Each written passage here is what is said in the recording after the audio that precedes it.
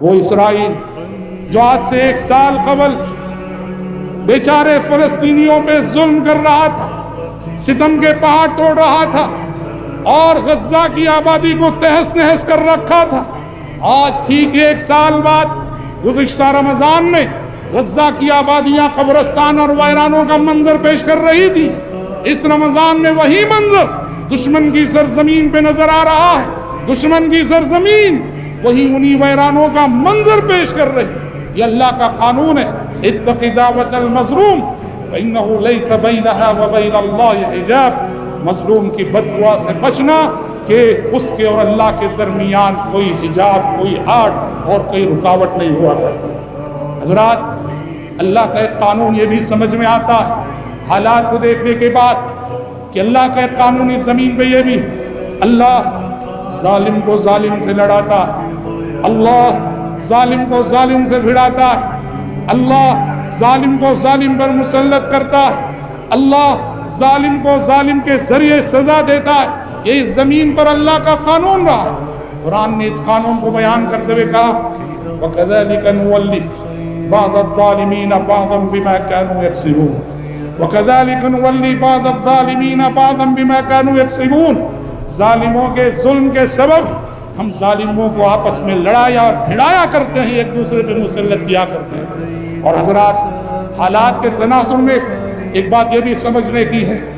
مظلوموں کی آہیں کتنا اثر رکھتی ہیں، مظلوموں کی آہیں کیسے رنگ دکھاتی ہیں، مظلوموں کی آہیں کیسے مظلوموں کی آہیں کیسے اپنا رنگ دکھاتی ہیں۔ کئی ممالک میں جنگ کا ماحول، یہاں کئی باتیں سمجھنے کی ہیں۔ پہلی بات تو اس سلسلے میں یہ، فرعون کو دنیا سے ختم ہوئے 1000 سال گزر گئے، مگر فرعونیت زندہ ہے۔ فرعون مر چکا ہے مگر فرعونیت زندہ رہی اور آج بھی زندہ ہے۔ وہ فرعونیت جو طاقت کے نشے میں انسانوں کی نسل کشی کرنا چاہتی، رب العزت نے فرعون کے بارے میں کہا تھا ان فرعون علا فی الارض وجعل اہلها شیعا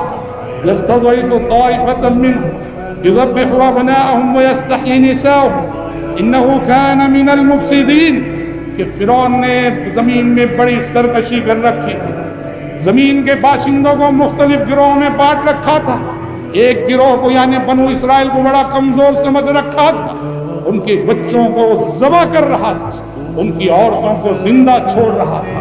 فرعون نے کم سے کم عورتوں پہ رحم کیا تھا کہ عورتوں کو زندہ چھوڑا کرتا تھا۔ جدید دور کے فرعونہ اور جدید دور کی فرعونیت،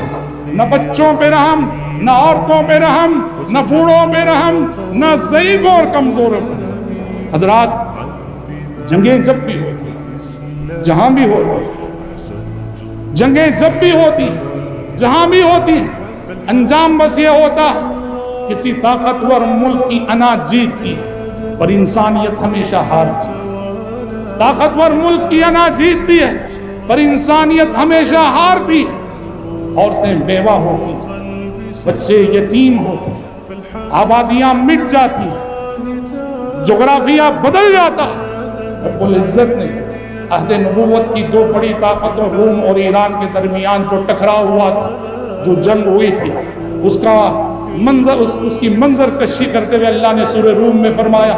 ظہر الفساد فی البر والبحر بما کسبت ایدی الناس لیذیقہم بعض الذی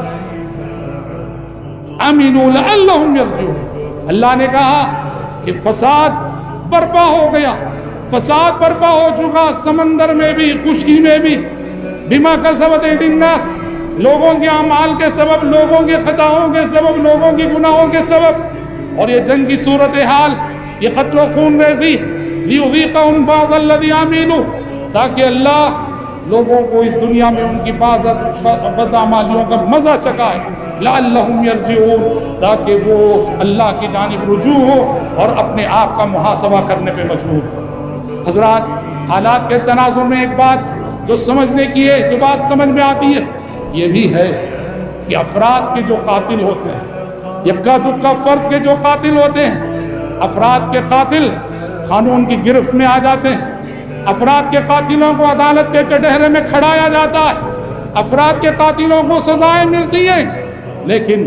پوری نسلوں کے جو قاتل ہوتے ہیں، آبادیوں کے جو قاتل ہوتے ہیں، پوری قوموں کے جو قاتل ہوتے ہیں، وہ ہمیشہ سے قانون کی گرفت سے باہر رہے ہیں، پر وہ یہ نہ سمجھیں کہ رب العالمین نہیں دیکھ رہا ہے۔ ایسے ہی لوگوں کے لیے حشر کی عدالت ہے، جہاں ان کا حساب بے باک کیا جائے گا۔ رب العزت نے کہا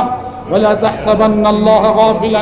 عَمَّا يَعْمَلُ الظَّالِمُونَ إِنَّمَا يُؤَخِّرُهُمْ لِيَوْمٍ تَشْخَصُ فِيهِ الْأَبْصَارُ، یہ نہ سمجھو کہ اللہ ظالموں کی حرکتوں سے غافل ہے، اللہ انہیں مہلت دے رہا ہے حشر کی عدالت تک۔ حشر کی عدالت میں انہیں اپنے سارے کیے کرائے پر جواب دہ ہونا پڑے گا۔